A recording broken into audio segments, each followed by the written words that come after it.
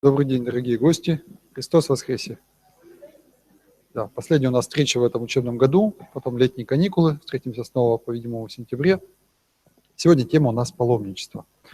Эта тема заказная. Мы проводили анкетный опрос осенью, и самая популярная тема наряду с таинством соборования, которую вы попросили провести.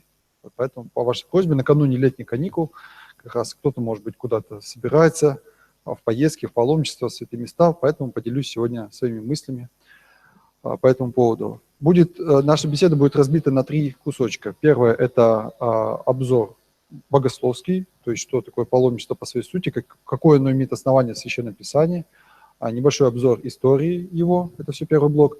Второе – это собственные мысли, размышления, собственные и по другим интервью, беседам, созвучные мне советы я постараюсь дать о том, как правильно к этому относиться, как себя вести, как не попадать в лишние искушения, как из этого извлекать должную духовную пользу. И последний блок расскажу немножко о собственном опыте, то есть о тех поездках. Опыт не столь богатый, он исчисляется не десятками поездок, но и не маленький. Поделюсь наблюдениями, размышлениями, что-то может оказаться вам полезным и интересным. Итак, что такое паломничество? Паломничество – это путешествие к Святой Земле, в первую очередь, в изначальном смысле паломничество – это именно путешествие к Святой Земле, или к другим священным местам с духовной целью. Какие духовные цели могут быть? Первое – это поклонение святыням. Вы знаете, что в православной вере святыни признаются, это установлено Седьмым Вселенским собором, да, допустим, те же платки опоясания с апостола Павла, когда исцеляли людей. То есть прикосновение к святыне может человеку дать просимое, может дать ему исцеление, поэтому прикосновение к святыне может являться, и, наверное, является самой частью цели паломничества. Это первое. Второе – это молитва. Молитва, естественно. Конечно, Господь есть на всяком месте можно к Нему обращаться, но, во-первых, мы сами должны меняться. Вспомним женщину-хананиянку, которая просила у Господа, и Он требовал от нее настойчивости, да, то есть Он долго не отвечал на ее молитвы, и она шла вслед за Ним. Также и паломник, он, путешествуя куда-то с целью молитвы, он показывает свою настойчивость, последовательность, решимость в своей просьбе. Вот. А во-вторых, он может с кем-то встречаться, потому что Господь ведь говорит, там, где 2 или 3 собраны во имя Мое, там я посреди их. Поэтому паломничество может сочетаться со встречей, например, с родными, с близкими, вот, с друзьями, даже с незнакомыми людьми. То есть это общая молитва с людьми. Следующая важная цель – это общение с наставниками, с опытными духовными наставниками, часто мы их называем старцы, то есть это поездка куда-то с желанием услышать наставление, получить совет в целом по жизни или в сложной какой-то жизненной ситуации. Вот это может быть путешествие с целью размышлений. Вот есть сложная мысль, сложная ситуация, человек сам над ней думает, и вот мы знаем с вами, что когда в размышлениях что-то делаешь, то есть получаешь новые впечатления, куда-то двигаешься, встречаешься с новыми людьми, всегда можешь посмотреть на ситуацию свежим взглядом, да, поэтому это может быть. Еще одна цель – это покаянный труд, покаяние. Может быть, вот, когда приходит осознание того или иного греха, той или иной ошибки, человек дает обещание, или просто даже если без обещания, ставит для себя цель предпринять такое путешествие с целью покаяния. И в католической церкви, например, это вошло в постоянную практику, то есть в качестве агенции или в качестве эпитемии давалось, например, совершить такое-то паломничество или даже столько-то раз. У нас я вот с такой практикой не сталкивался, но в принципе такое может быть. То есть эпитемия обычно это отлучение от причастия, но в принципе эпитемия может быть и, скажем, путешествие к тому или иному месту. И еще одна цель – это, про молитву мы сказали, молитва вместе, но может быть и просто общение с людьми. Да? Встретить новые лица, увидеть новых людей, посмотреть, как живут в других местах, потому что, тем более, наша республика, она достаточно обособлена, она на периферии находится, вот, и мы тут как бы в своем варимся, собственно. И поэтому выезд в новое место, знакомство с новыми людьми всегда может духовно обогатить. Да? Хотя понятно, что в православной церкви глава один Христос, и все от Него и к Нему и им всяческое, но, тем не менее, найти путь свой ко Христу, то тоже можно через общение с людьми. И по обету может быть. тоже может быть во искупление грехов, а может быть, наоборот, в благодарность Богу за что-то. Человек может пообещать совершить, допустим, путешествие или к тем или иным святыням, тот же на Святую Землю, или по молитве к святому может пообещать к нему прийти на поклонение, ну, скажем, к его мощам. И вот, кстати, вспомним, что Господь иногда даже сам назначает через святых или через Пресвятую Богородицу, призывает человека к спасению вот через такое святое путешествие.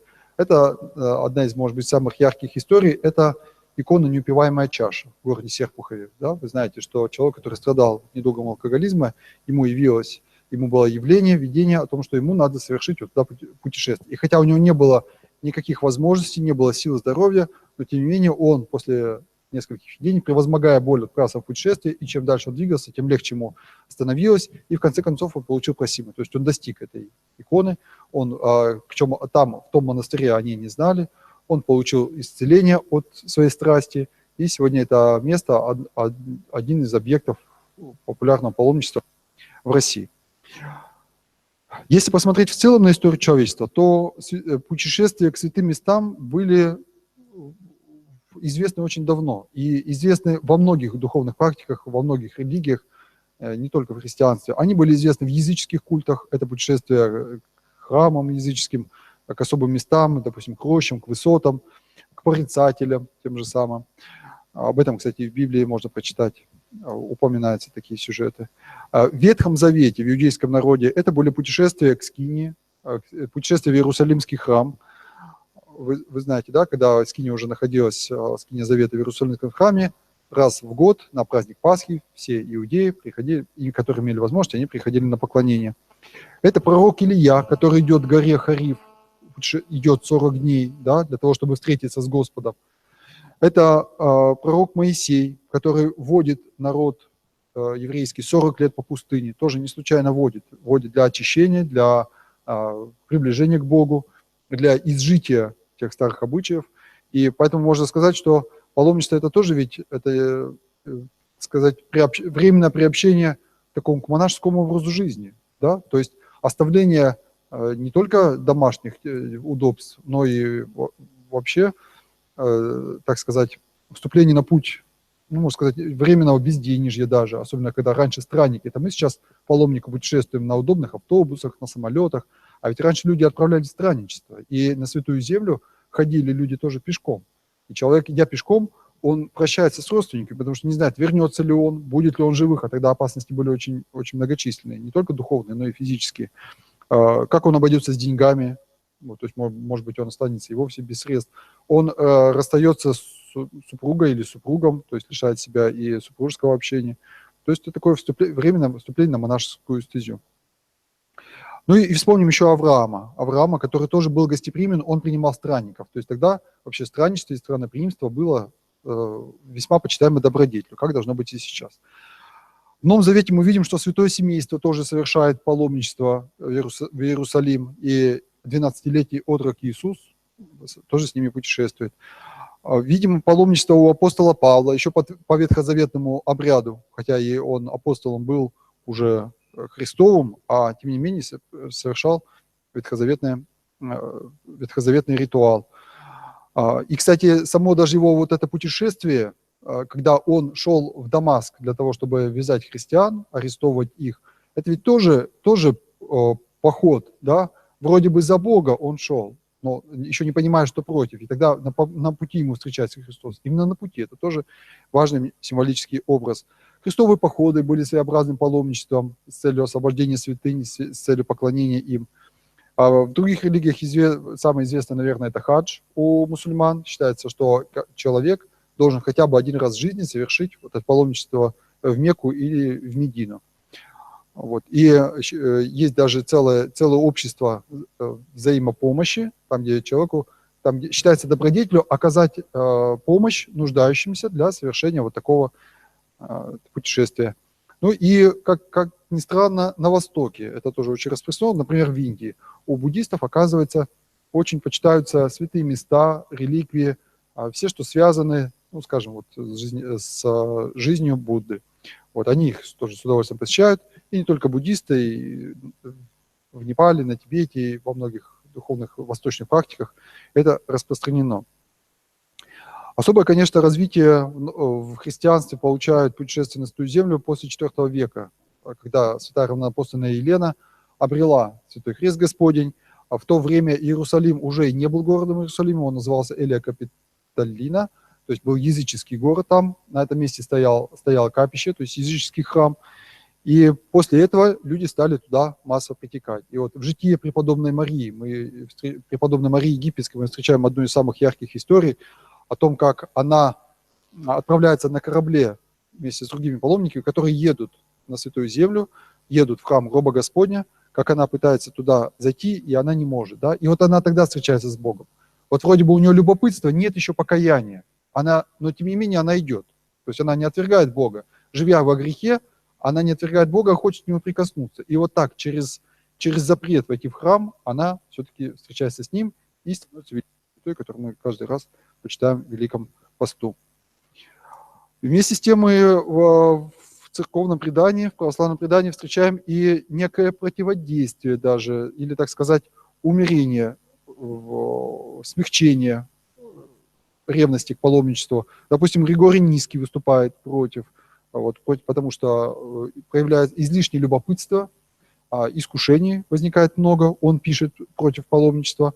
Есть мысль о том, что вообще деньги надо раздать нищим, да, то есть не тратить на свои собственные путешествия, что главное, что важнейший добродетель – это милосердие, а главная святыня – это святые тайны Христова. Причаститься можно везде, практически, по крайней мере, сегодня. Вот. В России в XII веке даже приходилось сдерживать, настолько была неуемная ревность к путешествию. Появляется целый класс странников, так назывались они калики-перехожие. А интересно, кстати, в Западной Церкви, поскольку вот это было принято человеку давать в наказание во искупление греха, да, назначать паломничество, там появился потом целый класс наемных паломников. То есть человек сам не мог отправить паломничество, но он мог человеку заплатить, и вот профессиональный паломник, он шел за тебя. Вот он пришел, посетил, и считается, что таким образом, пускай через деньги ты исполнил ту эпитемию, которую тебе дали. Однако со времен преподобного Сергия немножко пыл в России, в русской церкви охладевает. Это отчасти связано с собственной духовной традицией, да, с пониманием того, что святость есть и на своей земле. Отчасти связано и, конечно, с обмерщением, с ослаблением веры в Греции. Вот. Но ослабевать ненадолго, потом снова она начинает набирать популярность.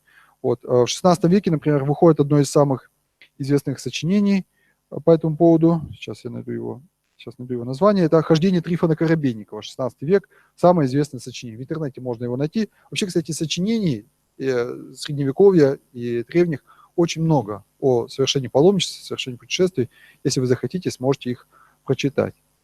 В XIX веке основывается русская духовная миссия в Иерусалиме в 1847 году. Цель ее была помочь наибольшему количеству людей прийти, приложиться к святыням Святой Земли.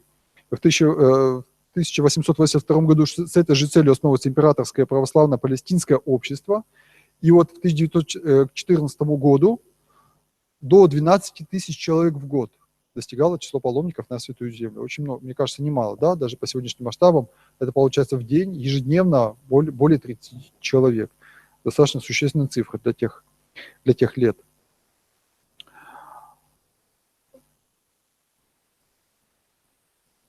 Сегодня читалось Евангелие, беседа с самарянкой.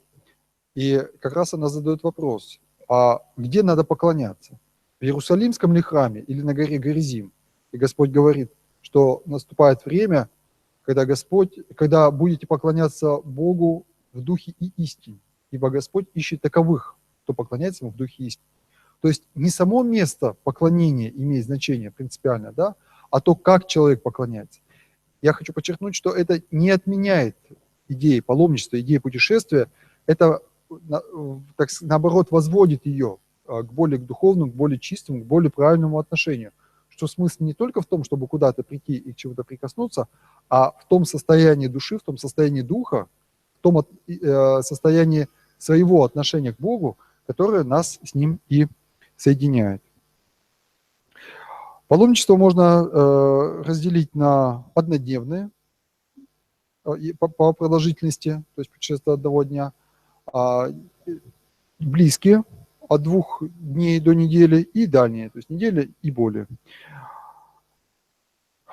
Вот интересно говорит по этому поводу Паисий Святогорец. Все пришло к обмерщению.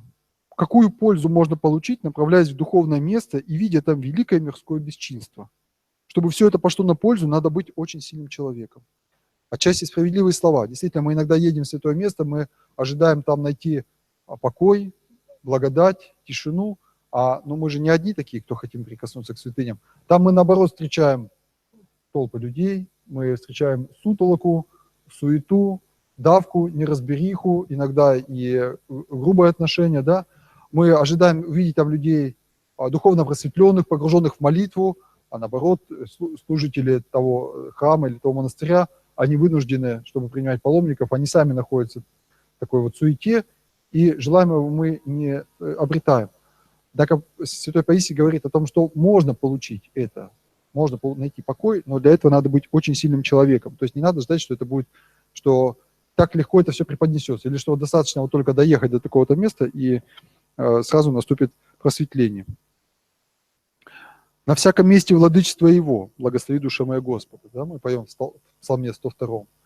Это, опять же, не отвергает паломничество, говорит, что на всяком месте душа должна Господа благословлять.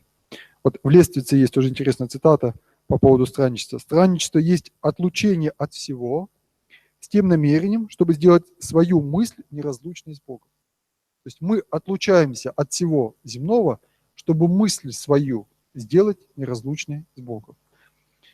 Как бы прикрепить ее, да, утвердить, укоренить в Господе.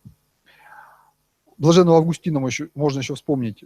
«Люби Бога и делай, что хочешь». То есть, когда человек пребывает в любви к Господу, когда он предан Ему сердцем, то может путешествовать, может не путешествовать. И то, и другое может идти, может быть одинаково спасительно, идти на пользу.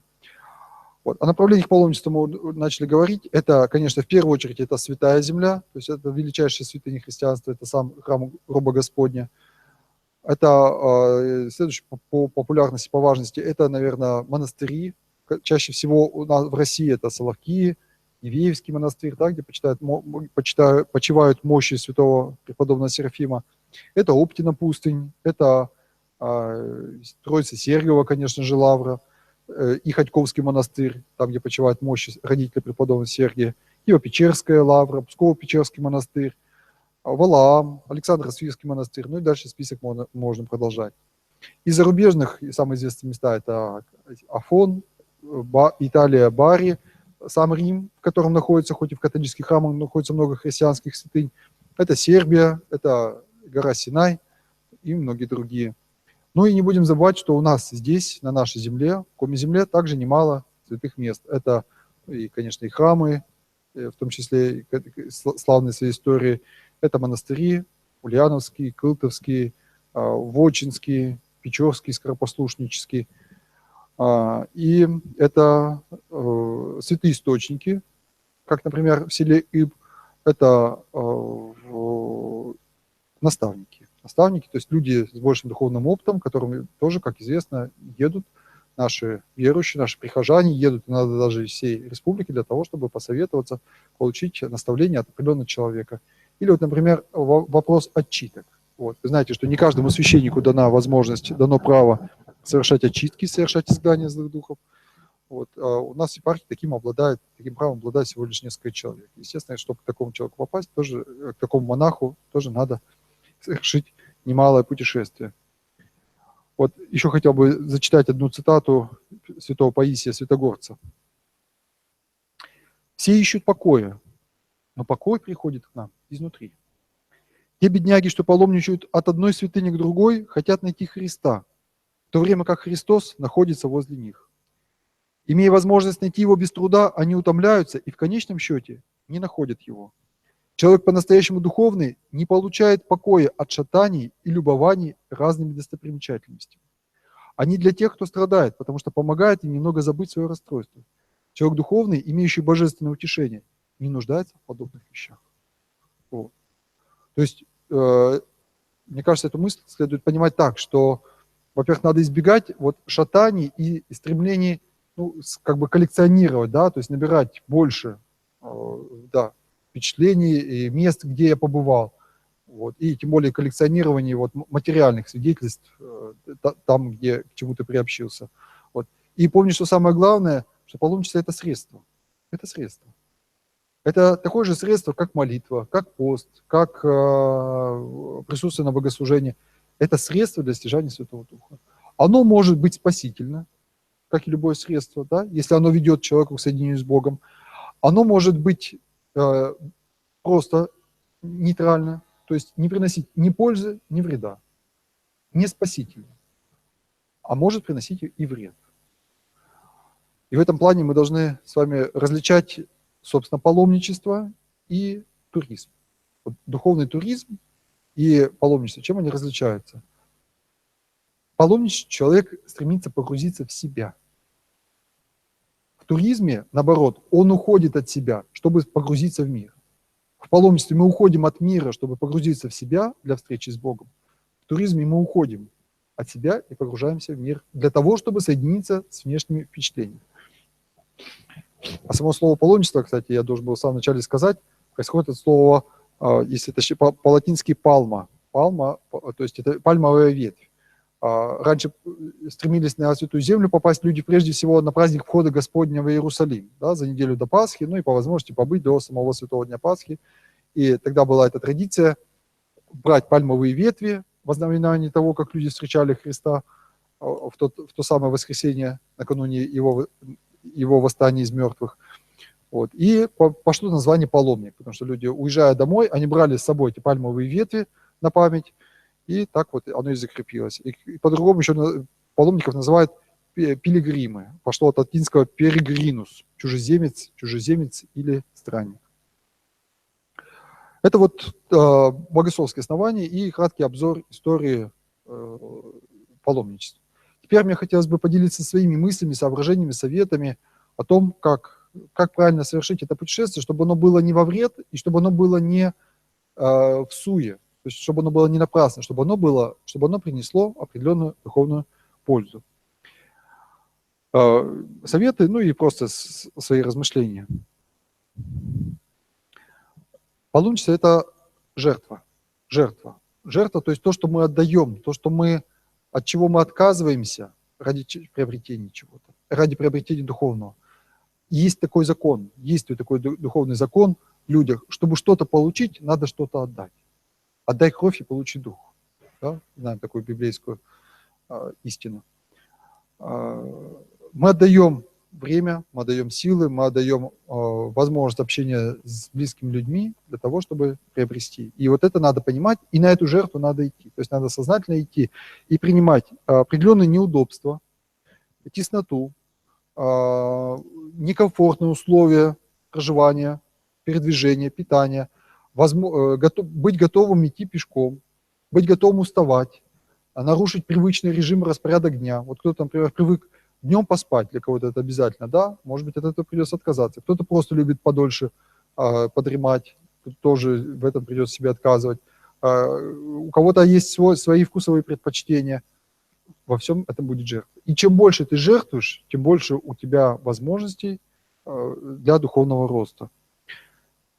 Перед поездкой часто бывают различные искушения. Могут возникнуть неожиданные дела, завал по работе, отказ от поездки тех, с кем ты вместе ее запланировал, проблемы с билетами, проблемы с транспортом, проблемы с финансами, с ночлегом и так далее, какие-то конфликты неожиданные. Вот ты собираешься, вроде готовишься, ты воодушевлен, вдруг какие-то ссоры с близкими людьми. Это закономерно, потому что если ты двигаешься к Богу, естественно, силы враждебные, дьявольские, они пытаются человеку помешать, а Господь это попускает для чего? Для того, чтобы мы показали свою решимость, мужество, твердость, настойчивость в осуществлении принятого решения и, конечно же, веру. Веру в то, что не надо от этого смущаться, надо это все преодолеть и все-таки дойти до конечного результата. И ни для кого из святых не были путешествия легкие и комфортные. Кстати, и святой преподобный Серафим, которому сегодня так много паломников, вспомним, что он тоже когда-то был паломником. Да? Перед принятием монашества он ведь тоже путешествовал в Киево-Печерскую лавру для совета со старцами. К искушениям же можно отнести и кражи, и мошенничество на месте. Это может быть потеря вещей, это могут быть просто люди недобросовестные, непорядочные, это могут быть неувязки, неурядицы с ночлегом, с проживанием, грубые отношения. Вот мы приехали в монастырь, да, и желаем там благодати, а наталкиваемся, может быть, наоборот, на резкость. Для нас это, наоборот, подарок, потому что это возможность показать свое смирение, показать свое терпение, а ведь это и есть те добродетели, которые нас приближают к Богу. Бывают встречи с одержимыми. В такие места, святые места, очень часто стекаются люди, одержимые нечистыми силами, одержимые бесами. Вот. Я всего один раз в жизни встречался с таким человеком, и это как раз было в селе Дивеево, то есть неподалеку от монастыря, где почивают мощи святого Серафима. Это очень неожиданно, это страшно, потому что человек, вот он подходит, он сначала говорит спокойно, он что-то просит, и когда он просит денег на дорогу, я ему отказал. И после этого он так отборной, четкой матерной бранью облил меня. Потом также методично подходит к следующему человеку, опять просит 100 рублей, получает отказ, и у него вот так вот, как из пулемета, идет матерная брань. Тогда стало понятно, что это человек одержимый. Конечно, таких людей лучше избегать, то есть близко с ними не находиться, если вы видите, что такой человек есть в храме. Лучше просто или, скажем, на улице, на источнике. Лучше просто это место спокойно покинуть. Лучше погрузиться в молитву, то есть ни в коем случае не пытаться его там переубедить, успокоить, научить, вразумить. Это больше духовная брань. В сердце молитва: Господи Иисусе Христе, Сыне Божий, помилуй меня грешного. Или 90-й псалом, живы в помощи Вышнего. Не любопытствовать, потому что иногда возникает такое нездоровое желание посмотреть, а как это происходит, да, вот там, допустим, особенно если отчитка идет, какие-то крики, возгласы, а вы знаете, это всегда сопровождается неадекватным поведением, вот хотя бы одним глазком, да, как эти люди такие выглядят, вот вроде много слышали, читали, сами никогда не видели. Дело в том, что демоны могут, через это любопытство, они могут прицепиться. Вот такие случаи известны, когда человек даже через однократное появление интереса к нечистой силе, даже через телевизионную передачу, он получал долговременно потом проблемы с этой самой нечистой силой в своем доме. Вот. Ну и, естественно, смирение. Смирение — это самое главное оружие против бесов. Вот. То есть осознание, память о своих грехах, память о том, что ты сам ни своей молитвой, ни даже крестным знаменем ты сделать ничего не можешь, только упование на помощь Божью. Следующая мысль. Паломничество, как и любой духовный подвиг, должен совершаться с рассуждением. С рассуждением, то есть не со слепой верой в том, что вот отправлюсь без денег, и пусть Господь все устроит. И такое, конечно, тоже бывает, и такой подход тоже возможен. Но, как правило, мы сами должны размышлять и о том, как это будет финансово обеспечено, где я буду жить, сколько времени это займет поездка. Допустим, если у тебя отпуск заканчивается такого числа, и ты должен вернуться и приступить к работе, то совершенно будет неразумно, скажем, планировать поездку так, чтобы она уже закончилась за пределами отпуска, опоздать на работу и сказать: ну, извините, я же вот такой в святом месте был, я молился тут за вас и за всех, и за себя, и Господь устроит. Нет, это будет неправильно. Также надо и о близких, естественно, думать, и о детях, и о внуках. То есть поездка должна быть не в ущерб другим нашим основным домашним, светским и прочим делам и законным обязанностям. Посоветоваться, взять благословение. Вообще любое паломничество должно совершаться с благословения. У своего духовника, у того священника, у которого вы исповедуетесь, или просто, если нет священника, у которого постоянно исповедуете, значит, в том храме, где вы бываете, подойти к священнику, сказать кратко направление поездки, цель поездки, почему вы туда едете, просто хотите вот к этой святыне прикоснуться, или за исцелением, или помолиться за кого-то, или, скажем, с людьми пообщаться, или кого-то приобщить к вере, может быть, кого-то из близких и знакомых привести, показать, вот, изложить цель поездки, время, ну и вот попросить, чтобы священник благословил на совершение этой поездки. Естественно, помолиться, чтобы поездка была не во имя наше, а во имя Божие. Вспомним, что преподобный Серафим говорил, что только то добро спасительное, которое делается ради Христа.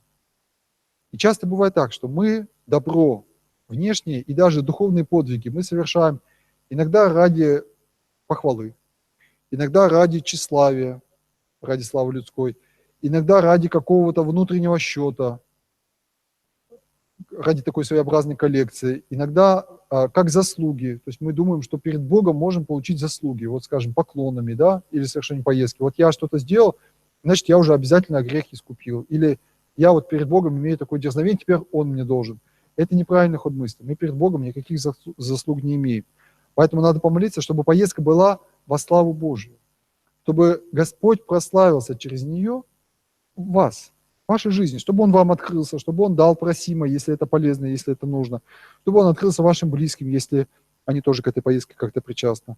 Вот. Как в молитве «Отче наш» говорится, да будет воля Твоя. И даже планируя поездку, надо постоянно говорить: Господи, да будет воля Твоя. Я хочу, я планирую, я вот имею такое намерение, я выделяю на это время и финансовые средства, но да будет воля Твоя. Если это не угодно поездка, если она суетна, то есть она духовной пользы не принесет, а если это пустая трата времени и денег, пусть она не состоится. И такое бывает. Вот. И в молитве перед началом всякого дела тоже замечательные слова говорится. Ты рек причисти усты своими, яко без меня не можете творить ничего же. Не можете без меня творить ничего. Да? Помоги мне грешному сие дело мною начинаемое, а тебе самим совершите. А тебе самим. То есть, чтобы это дело было во славу Твою. Я разъясню эту мысль более подробно. Все добро, которое делается не ради Бога, оно может быть просто во зло. Такое бывает, да? Вот хотели как лучше, а получилось как всегда. А может быть и не во зло, а может быть просто тленно. Ну вот тленно. Допустим, лечили человека, лечили. Для чего лечили? Ну просто, чтобы еще пожил. То есть не думали там, скажем, о покаянии, о том, чтобы он к Богу пришел. Ну пожил, и так, как был в таком состоянии, умер. То есть к Богу ни на шаг не приблизился. Вот это добро, может быть, это пример добра, который делается не ради Бога. Только Бог является по-настоящему вечным, только Он является по-настоящему нетленным. Только Он, вообще, все, что мы можем сказать по-настоящему, даже за всю историю человечества, вот все, что мы знаем за все тысячи лет, что нам известно о жизни человечества на Земле, это то, что Бог жив. Все остальное меняется. Меняется экономика, меняется политика, меняется культура, меняются мысли человеческие. Но одно непременно, что Бог, что вера в Него была всегда, она была везде, и значит, мы имеем основание полагать, что и она будет всегда и везде. И поэтому Господь победит в любой ситуации. Как бы с ним ни боролись, как бы ни пытались его изгнать, как бы ни пытались сделать вид, что его нет, он все равно вернется, и он все равно будет царствовать. И в конечном итоге только Небесное Царство имеет настоящую реальность. То, что существует просто на земле, так сказать, как суета человеческая, оно все уйдет в небытие. И только то добро, которое как бы выходит вот за круг человеческой суеты и приобщается к Небесному Царству, а любое дело может быть приобщено к нему. Даже рождение ребенка может быть во славу Божию. И даже эта работа, которую мы ежедневно идем и заступаем на рабочее место, и она может быть при надлежащем отношении, при надлежащей молитве, она тоже может быть во славу Божию. И поездку, которую мы совершаем, она тоже может быть во славу Божию, чтобы Господь прославился через нее. Как прославился? Открылся. Чтобы мы стали ближе к Богу. Вот это и есть прославление Господа. Чтобы мы утвердились в вере. Вот это и есть «да будет воля Твоя». Да будет воля Твоя. Вот. Это и есть настоящее нетленно. Это и есть собирайте себе сокровища на небесах. Не собирайте себе сокровища на земле, потому что тленно все. Все пропадает. Собирайте себе сокровища на небесах. Делайте все дела во славу Божию. Вот так вот я хотел эту мысль раскрыть. Если мы едем к месту, связанному с подвигом какого-то святого, то, конечно, есть смысл молиться этому святому, чтобы он устроил, чтобы он помог добраться до него благополучно, чтобы эта поездка принесла духовную пользу. Конечно, надо познакомиться заранее с его подвигом, как он жил, как он подвязался с теми чудесами, с теми особенностями жития его. Это будет полезно. Следующая мысль.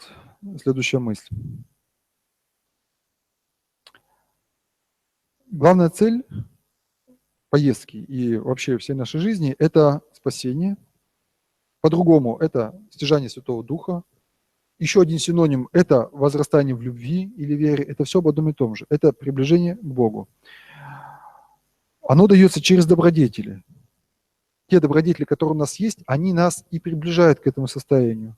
Это что? Это не заслуги, то есть не внешние дела, как заслуги. Это добродетели внутренние.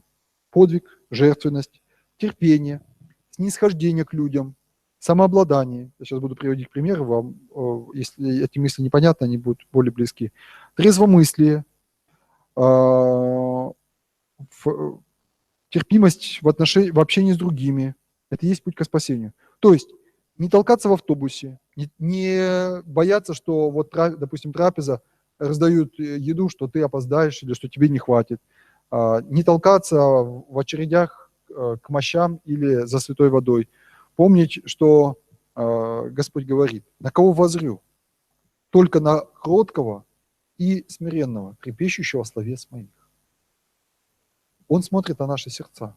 Вспомним эту знаменитую историю, как в храме молящихся много, а на небо вот ангел берет одного человека, поднимается на небо, а там уже никаких голосов не слышно. Люди рты открывают, а голосов нет. Почему? Потому что думают совершенно о другом. Находясь в храме, думают о своих мирских суетных заботах. И только один голос доносится до Бога. Это ребенок, который со слезами просит Господа об исцелении своей мамы. И также вот Давид, по-моему, Гориджийский, такая интересная история паломничества, он со своими спутниками дошел до святого места, и он не дерзнул переступить за ограду и сказал: я недостоин, вы помолитесь там за меня, грешного. И взял камушек за оградой, и с этим камушком пошел. Взял на память камушек и пошел потом восвояси. И Господь так сделал, что через этот камень потом совершались исцеления. То есть он увидел его смирение. И вот это вот смирение, которое мы можем показать, проявить, это и есть, наверное, самое главное. Вот мне довелось эту мысль понять на своем собственном примере. Один раз я был в Троице-Сергиевой лавре. Это был не первый раз и не последний. Многожды там приходилось бывать. Но вот в тот раз получилось так. Там же с утра идет братский молебен перед мощами святого преподобного Сергия. И вот мы там стоим, молебен заканчивается, и братья, монахи, они подходят к мощам. Все остальные стоят за заграждением. Вот. Их пропускают, а стою я, и рядом еще один священник, так получилось, тоже с нашей епархии. Вот мы там случайно встретились, он там был на сессии, и я тоже вот приезжаю. И мы стоим в подрясниках.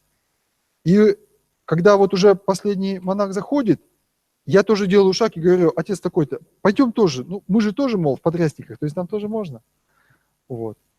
А тот брат, который там стоял, вот следил за тем, как проходят братья, он нас отсек, он нас не пустил. И я вот понял вдруг, что через вот этот маленький шажочек, через вот этот порыв было проявлено несмирение. Было желание залезть туда, куда тебе не положено.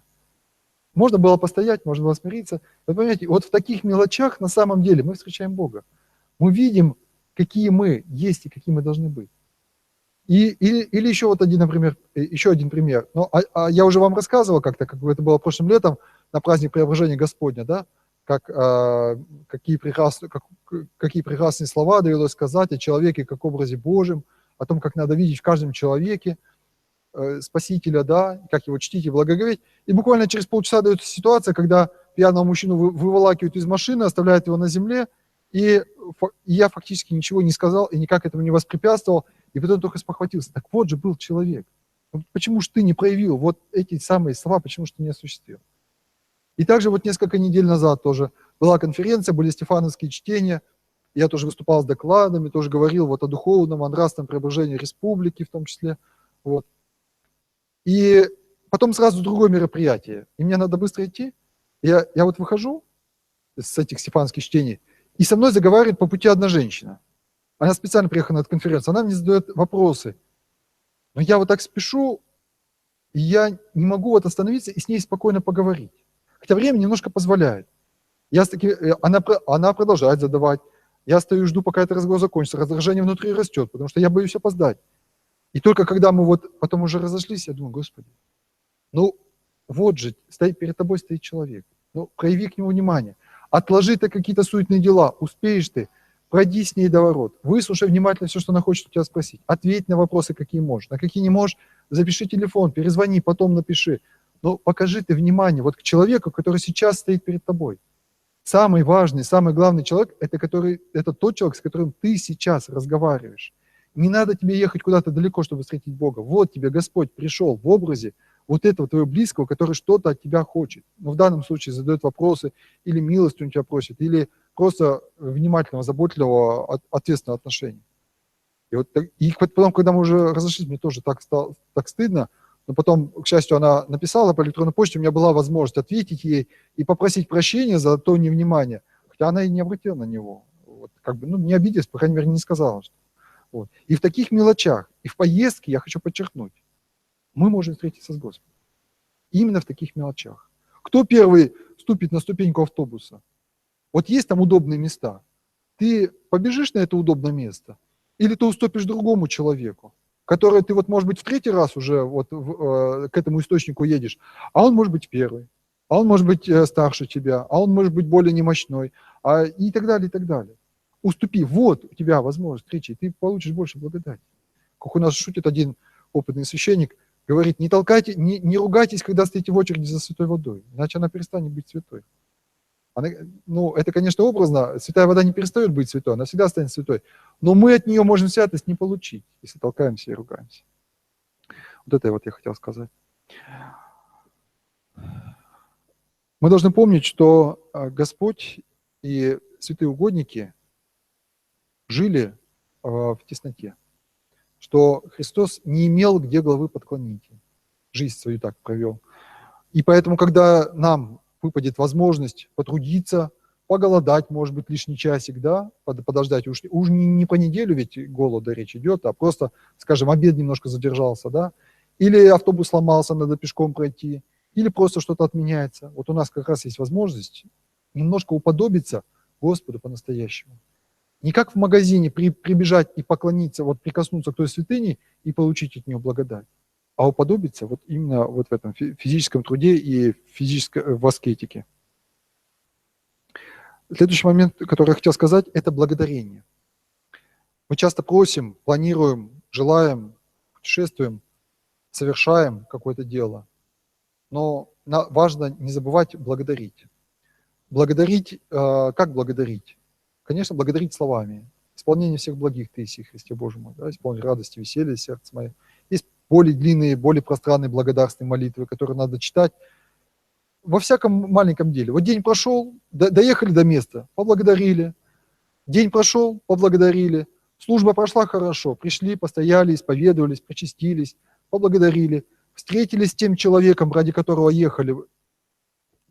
Состоялась встреча, получили ответ на свои вопросы, поблагодарили. Доехали назад до места, поблагодарили. И в целом за поездку поблагодарили. Благодарить, конечно, и молебен надо в храме написать, записку, да, и это тоже очень важно, но все-таки своя молитва, горячее от сердца на первом месте, а записки на втором.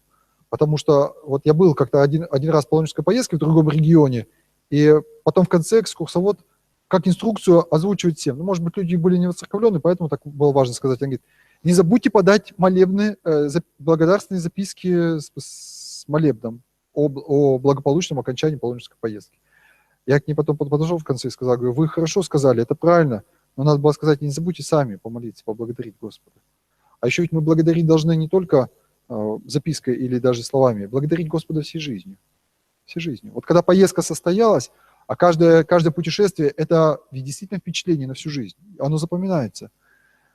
Это обычные дни, как-то проходят, редко в них бывает что такое, что помнится через годы, а путешествие обычно помнится на всю жизнь. И правильное духовное путешествие, оно нас должно сделать ближе к Богу.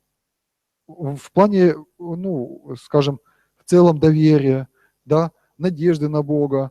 Мы на молитве произносим на Ектении такое прошение: «Сами себе и друг друга и весь живот наш Христу Богу предадим». Это как намерение, это как пожелание. Наша жизнь полностью Богу не принадлежит. Мы даем Ему какой-то кусочек, небольшой. Иногда это кусочек только вот время, допустим, вечерней молитвы или время воскресного посещения храма.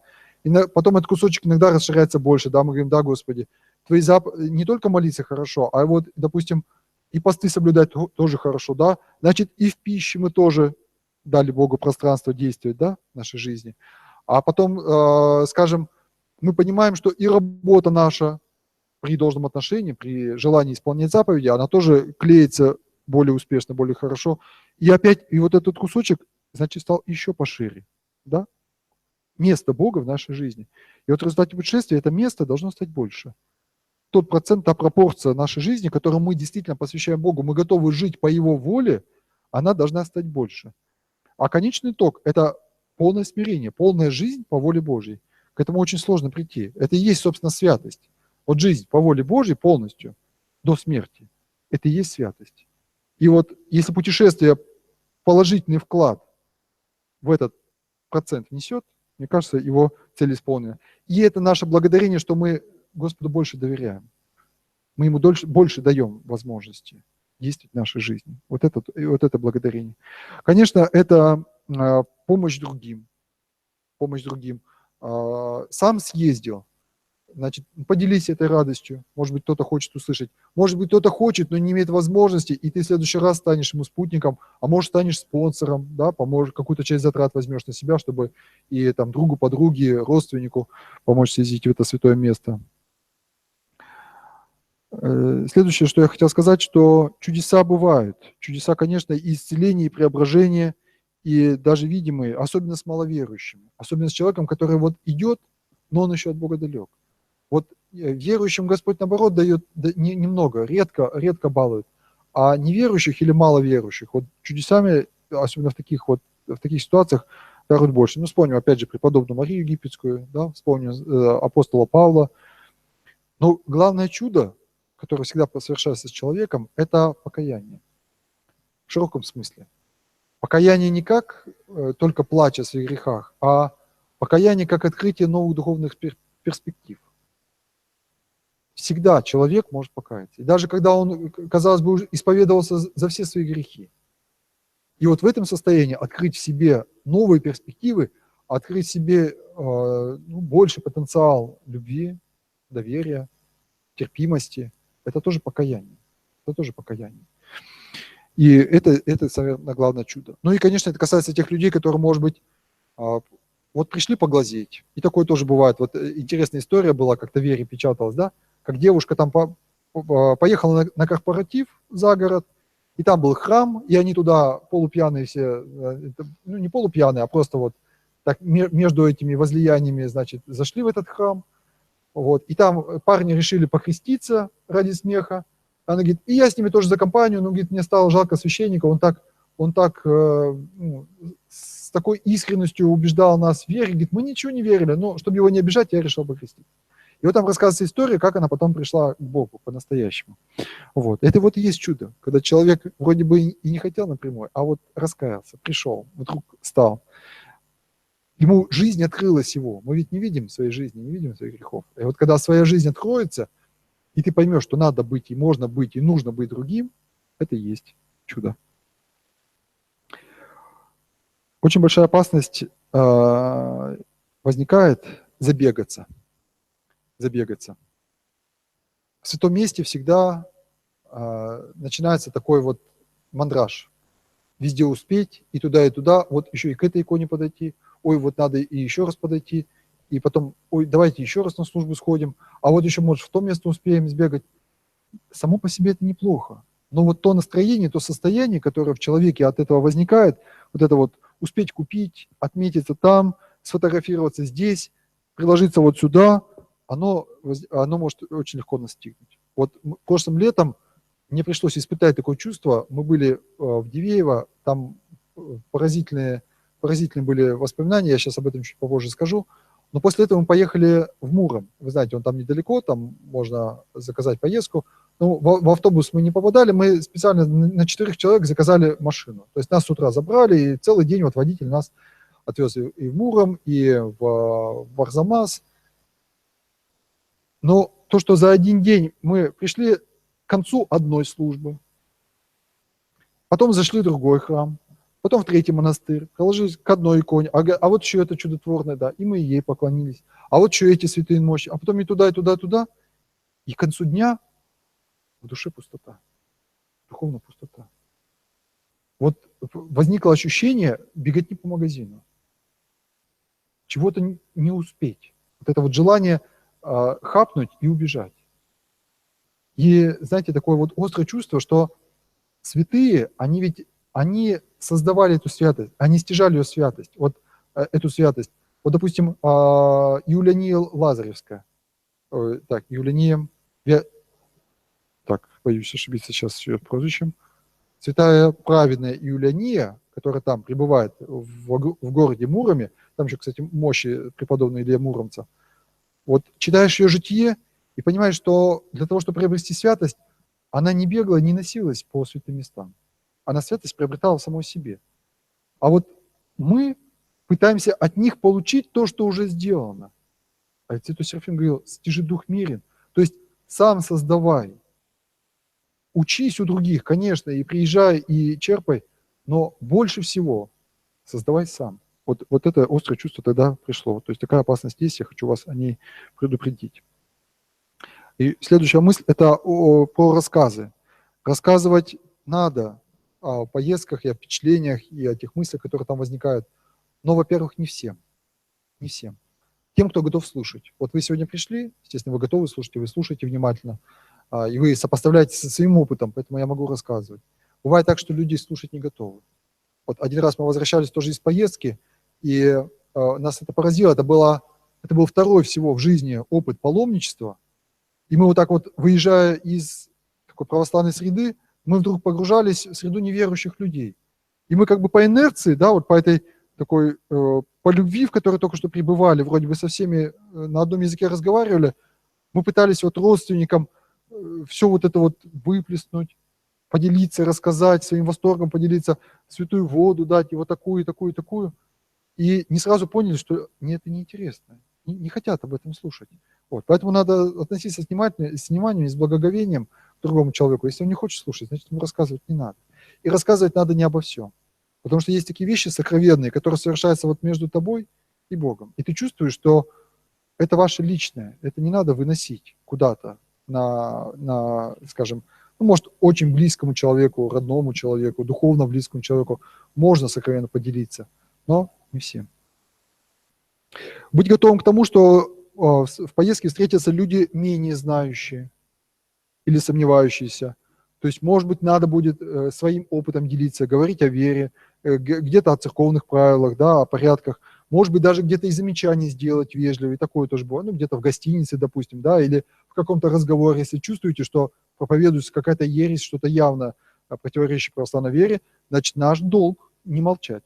Вот это тот случай, когда молчание Богу предается. Это надо пресечь, и надо сказать то, как есть на самом деле. Да? То есть надо это остановить. Тем более, если идет там, скажем, ну, и просто какое-то лжеучение, может быть, обсуждение, скажем, там, иерархии, да, там, патриарха, епископа, митрополита, священника. Лучше это остановить. Если чувствуете, что это остановить вы не можете, и у вас нет должного авторитета и должного слова, надо это место покинуть. Не надо участвовать в этом разговоре. Даже своим неприсутствием вы уже отказываетесь от этого, от участия в таких неблагочестивых разговорах. Вот, конечно, при этом надо иметь чистое сердце, говорить другим людям. То есть говорить только о том, чем я сам живу. Вот я сам живу, я сам это открыл, я сам это нашел, поэтому я имею право этим делиться. Не возноситься роли учителя и наставника. Потому что очень легко впасть в такое искушение, учить других. Это не касается священников, священника это его пасторский долг учить, да, и проповедовать Слово Божие. А у мирянина есть долг свидетельствовать о своей вере, если его спрашивать. Вот, помнить, что мы говорим в молитве перед святым причащением, что исповедуем Христа, пришедшего в мир грешный спасти, от них же первый есть ас. Вот. Какие бы люди перед нами не воцерковленные не были, нельзя никого считать грешником хуже себя. Вот. И лишний раз не входить в споры, в дискуссии, не переубеждать инославных. Особенно если люди, ну, скажем, там, могут сектанты даже попасться, да, протестанты. Если нет должной, достаточно глубокой богословской подготовки и знаний о том, как надо строить эту беседу, лучше в нее не углубляться. Можно спокойно и твердо свидетельствовать о своей вере. Я верю так. Я стремлюсь жить по церковной вере и убежден, вот я в этом. Я исполняю какие-то заповеди, это мне кажется правильным. Вы верите по-другому? Ну, хорошо, пусть будет так. Вот. Что я еще хотел вам сказать? Быть осторожным к басням, апокрифам, сомнительным святыням, закваскам. Вот бывает даже у нас в городе, откуда-то привозят и ходят потом по рукам некая закваска с матушки Матроны.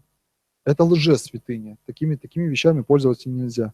То есть то, что не имеет благословения церковного, то есть, может быть, раздается там где-то за оградой, людьми непонятными, не имеющими благословения, да, что вот у них тут вот такие вот настоящие там фотографии или изображения там чудотворных икон, или какой-то там особый камушек, или вот такой чудотворный песочек, к этому надо относиться предельно осторожно. К прозорливым, просвещенным, то есть людям, которые выдают себя, ну, кликуши, да, вот их раньше называли и сейчас называют, различным тетрадкам. Мне тоже такое доводилось видеть, да, вот тетрадки, которые из рук в рук ходят, там написаны молитвы, открываешь, на самом деле это не молитвы, это заговоры, по сути дела. Атрибутика православная, то есть там начало молитвы, конец молитвы, может быть похоже на православную, но по сути дела это заговоры. Общество, которое именует себя истинной церковью, да, скажет, вот там, ну, храм, да, вот это вот все, а вот у нас истинная, вот, ну, духовная там, или еще как она может называть себя, церковь. И ИННщики, то есть люди, которые отвергают паспорта, считают, что тот, кто принял ИНН или имеет светский паспорт, значит, он уже душу продал дьяволу. То есть это все осуждено на церковных соборах, поэтому с такими людьми надо разговоры просто прекращать. Вот. Разговоры о снах, о своих снах или слушать чужие сны, это все дело очень нехорошее, неблагодарное. Полным-полно тут искушений. Поэтому все эти россказни лучше различать и отвергать. Почти всегда что-нибудь такое попадается. Вот. Вообще не покупать много святынь и сувениров с неизвестным назначением, потому что продают, допустим, камушки, календарики, магнитики, ну, например, с изображением того же святого, или с изображением, ну, если храм, ладно, его можно где-то вот так повесить, а вот камушек с изображением святого, это не икона. К примеру, если это не икона, а просто что с ним делать? Потом даже иногда приходится на эти вопросы отвечать. Говорит, человек, вот я съездил, вот я привез вот камушек, или тарелочка, или вот такая-то вот земля, а что с ней делать? Не знаю, что с ней делать. Но вы же привезли, вы когда брали, вы что с ней хотели делать? Не знаю, всем давали, там, или вот продавали, я тоже купил. Там деревяшечки или вода какая-то особая. Вот. Надо тогда сразу на месте, если точно не знаете, что с этим делать, значит, надо дома, то есть сразу на месте спросить, а что с этим делать, как это употреблять? Пить, есть, помазывать, на полке держать или что, каким образом это правильно к этому относиться.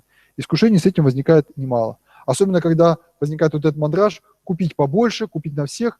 Может, не все и хотят получить сувенир. Да, если вы за кого-то уверены из близких, что они с радостью примут святыньку с такого-то места, это хорошо. А если нет, то лучше этого не делать. И то же самое, не переувлекаться записками и трепами. Потому что тут стоит киоск, там на территории монастыря, да, и на самом деле в поездке деньги уходят очень быстро.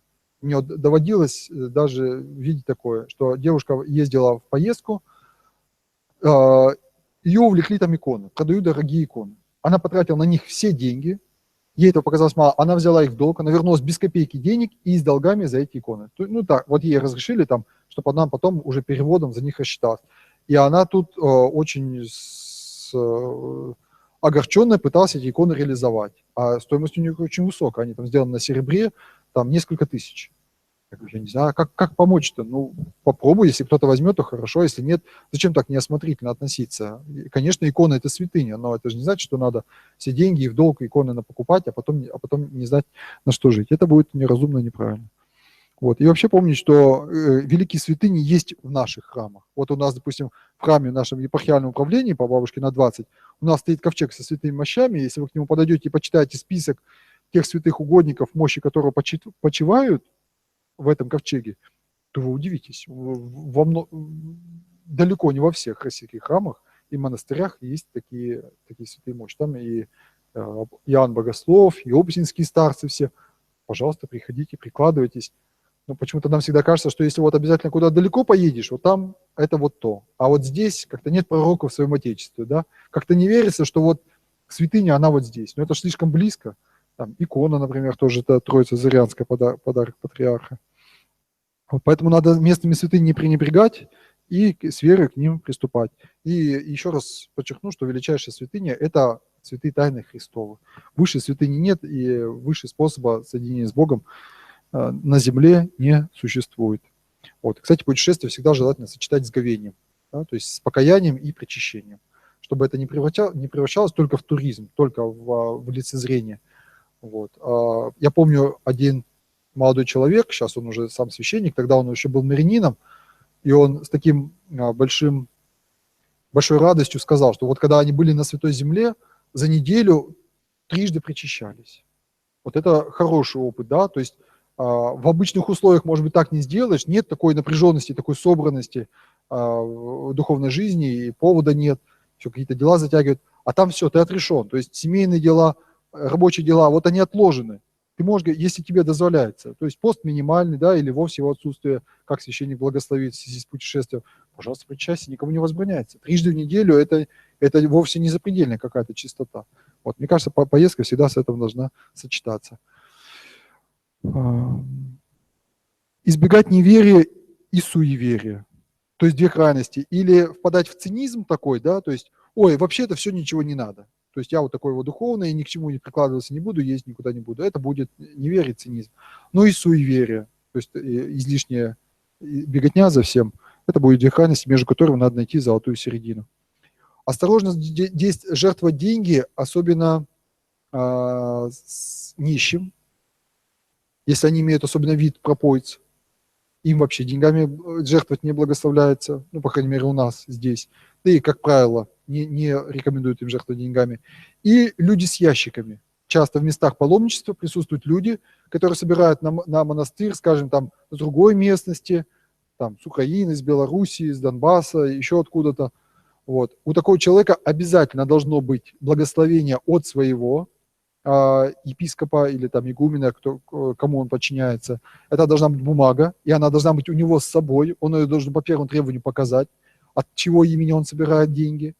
И у него должно быть разрешение местного епархиального начальства. То есть если он приехал, допустим, с одной епархии в другую, вот в той епархии, где он собирает, там тоже он должен получить разрешение собирать деньги на такой-то, на конкретный такой-то монастырь.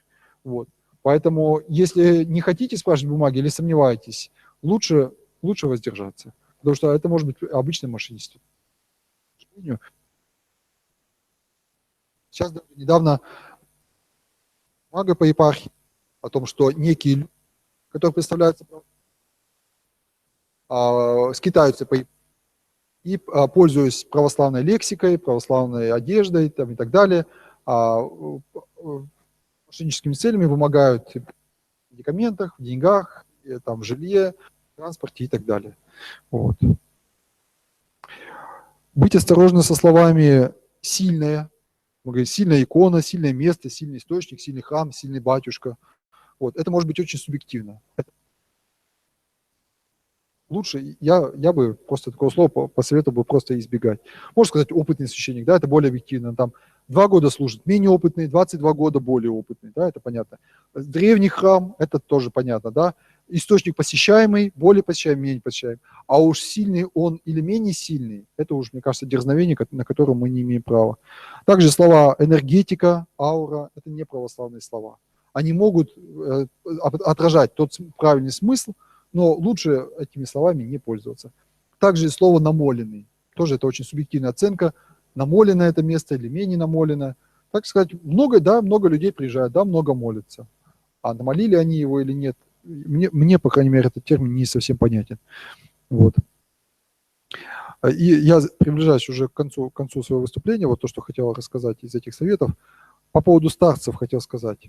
Я не очень в этом вопросе, честно сказать, но вот из того, что знаю, за что могу поручаться, конечно, есть старцы, есть действительно люди высокой духовной жизни, которые обладают дарами и особой молитвы, и прозорливости, и исцелений, и отчиток. Но ложных тоже немало, и которым едут. И много об этом написано.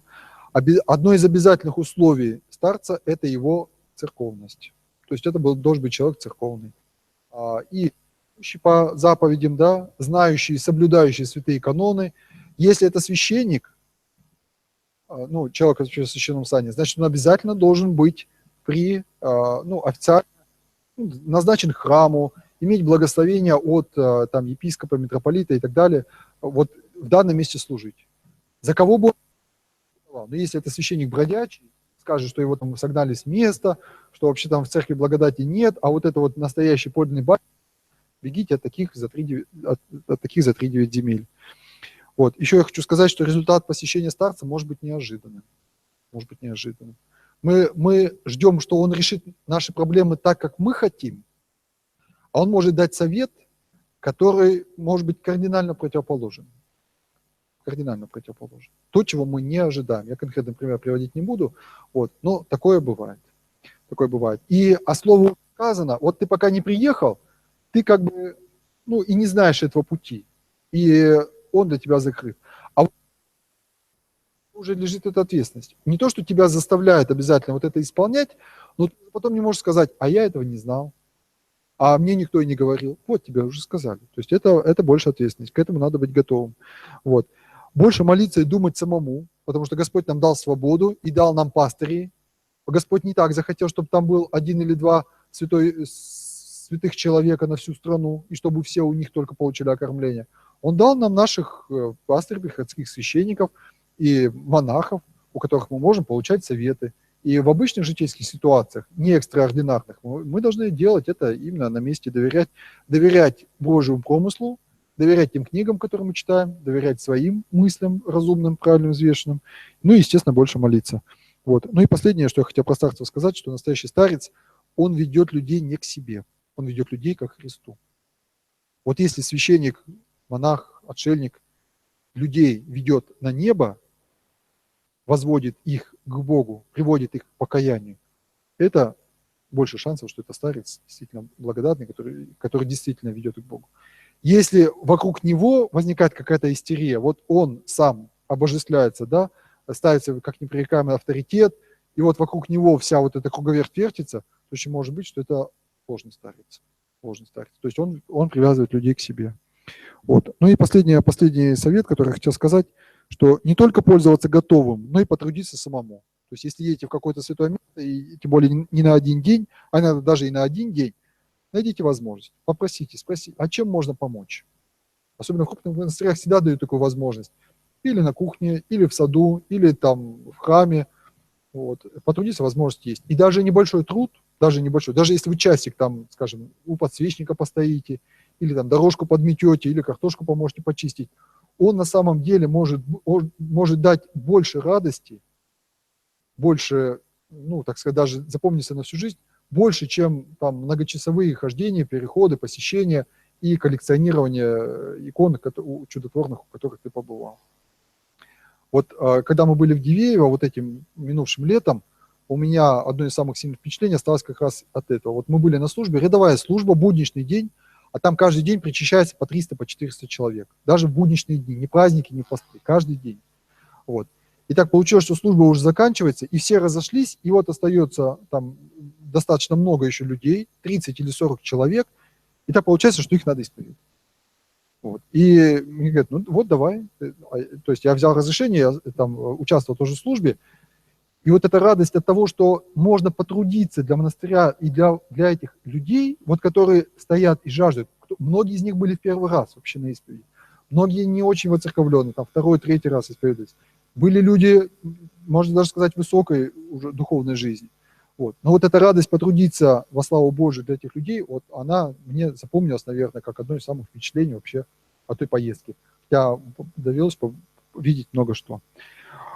Вот. Это вот те мысли, советы, которыми я хотел поделиться, и поэтому сейчас я уже в завершение озвучу третий блок нашей беседы. Это вот обзор из тех путешествий, в которых довелось быть. Я не буду все, только, может, самые яркие, которые действительно оставили такие моменты, которые, наверное, не забудутся и через 10 лет, и через 20, и через 30, который помнится на всю жизнь. Вот. Ну, вот в Псково-Печерском монастыре довелось побывать, мне было 15 лет, это, наверное, первая паломническая поездка, еще школьниками были. Вот. И это вот это воспоминание о пещерах, в которых мы спускались. Мы не знали тогда, да, что это такое святое место, что тогда еще был старец Иоанн Христианкин жив. Вот. Вот это чувство такое само. И Господь надоумил купить тогда молитвослов. Почему? Не знаю. Еще не был тогда воцерковлен, а вот молитвослов купил и как-то первой молитвы учил вот с этой книжки. Что еще сказать? В Кылтовский монастырь как-то ездили потрудиться с молодежным лагерем. И тоже самое сильное впечатление – это человек. Это вот та девушка, которая организовала поездку, и которая была самой трудолюбивой и самая смиренная из всех. И вот мы буквально за этот, сколько там были? Мы 2 дня там были. И вот за 2 дня, мы просто все в нее влюбились, вот так сказать, просто вот по ее умению устраивать дела. Как она никого, ни разу за 2 дня никого не поучала, не упрекала, там ничего не проповедовала. Она просто бралась за самое сложное дело, которое в тот момент было. И вот за 2 дня она научила нас всех своих примером. Вот. Как много значит, да? Личная, внутренняя духовная чистота человека. В Ульяново много раз доводилось пребывать. А там почему-то самое сильное впечатление произвели вот эти стены. Вот эти вот толстенные, огромные стены выложены. И вот мысль о том, что именно через эти стены я понял, как люди жили вот тогда, вот раньше, в 18-19 веке. Они возводили тогда такие вот сооружения, которыми мы до сегодняшнего дня пользуемся. Мы же сегодня как строим? Тоненькие, да, пол кирпича, там легковозводимые конструкции. А тогда строили вот так, серьезно, основательно на века, и как красиво. Не было тогда ведь ни машин тогда, ни чертежных приспособлений, ни компьютеров. Бесподобное архитектурное сооружение, и так монументально. И не жалели силы времени. Монастырь-то ведь на горе стоит, это же надо все руками поднимать. Вот. Что еще там вспомнить? Ну вот про Лавру я уже рассказал. Вот еще раз был в Лавре, это уже было 7 лет назад, тоже такое впечатление. Сидит монах, не очень пожилой, средних лет, и разговаривает с мальчиком. Мальчик стоит и задает ему какие-то вопросы, а тот спокойно отвечает. И вы знаете, вот это его лицо, как он вот смиренно отвечает на эти вопросы, это видно за несколько метров. Я не слышал, что он говорит, но сам его вот облик, от него невозможно было отвести глаз. Вот настолько он был красивый, духовно красивый. И даже вот в каждом его движении, даже вот в движении его губ, как он произносит слова, вот это была духовная красота. И в Дивеево я опять вот это увидел. Только это была женщина, монахиня, уже такие, старше среднего возраста. И когда вот она что-то подходила, обращалась, говорила, вот в ней видна была тоже вот это Христос. Это вот человек, который живет во Христе, полностью уже весь, не кусочком, не время от времени, он живет во Христе. И поэтому в нем сияет Бог. И поэтому от него невозможно отвести глаз. Вот от этой духовной красоты. Несколько раз это доводилось видеть. В Боровском Пафнутьевом монастыре произошла очень интересная встреча. Я тоже там присутствовал, был на службе, попросил разрешения служить. И вот вечером, уже после завершения вечерни, там проскомидия совершается с вечера, потому что очень много поминаний. И вдруг за 2 метра от меня очень такой старенький монах, тоже с очень красивым лицом, на него просто было интересно смотреть, вот как он.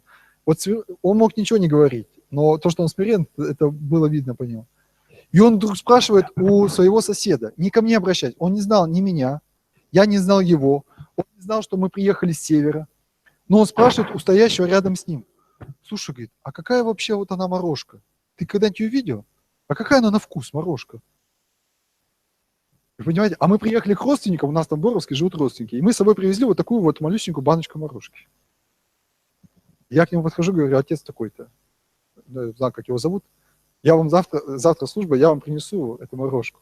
Вы понимаете, вот такая, как вот это, ну чудо, для него, мне кажется, это настоящее чудо. Вот Господь исполняет желания, мысли, ну кто бы ему еще вот так вот принес, ее там просто нет, она там не растет. Вот. А мы тут эту баночку привезли и услышали вот это вот слово, и, конечно, он был очень благодарен. Вот. Ну что еще сказать, какие особые впечатления. Ну вот, наверное, последнее, это в Санкт-Петербурге доводилось ездить там на сессии, в Духовную Академию, там тоже свой храм, вот эта молитва, общение с семинаристами, и вот это удивительное чувство такого единства, братства. Ты вот к любому человеку можешь обратиться, и ты знаешь, как тебе ответят, на каком языке с тобой будут разговаривать, да, ты знаешь, чего ожидать. И вот ты настолько погружаешься вот в это, буквально за 3 дня. И когда уходишь, вот такое острое ощущение разделения вот Божьего мира, который в людях живет, и мира человеческого. И идешь на поезд, надо разоблачаться, надо снимать с себя рясу и отправляться в путешествие. И так не хочется это делать. Вот так не хочется возвращаться, опять превращаться, погружаться в суету, а надо. Но несколько дней вот несешь себе вот это вот какое-то, знаете, торжество. Радость и торжество. Торжество, что вот он Бог, вот пусть небольшая община, компания, группа людей, но она живет по-христиански. Ведь нам так вот просто в мире ведь очень сложно, как правило, на одного верующего 20-30 неверующих, да, вот, ну или мало верующих. А тут наоборот, на 20 верующих 1-2 неверующих. Вот. И вот это торжество, что Бог в людях царствует, вот это Царство Божие, присутствующее в мире, его вот в сердце своем выносишь. И много раз с поездок приходилось возвращаться с этим чувством. Вот, поэтому я хочу завершить на этом нашу беседу и как бы подытоживая и желая выделить самое главное, я хочу сказать, что путешествие к святым местам, паломничество – это прекрасно.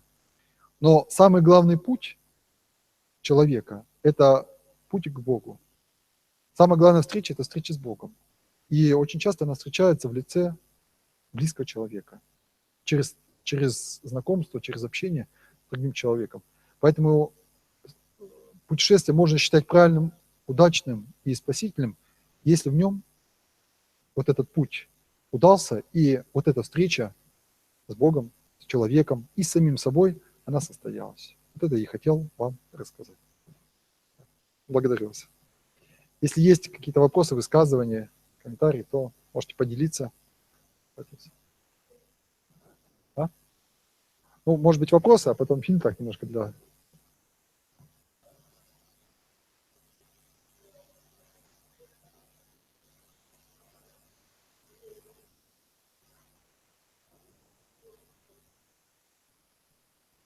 Завершим на эту трансляцию, да? Просто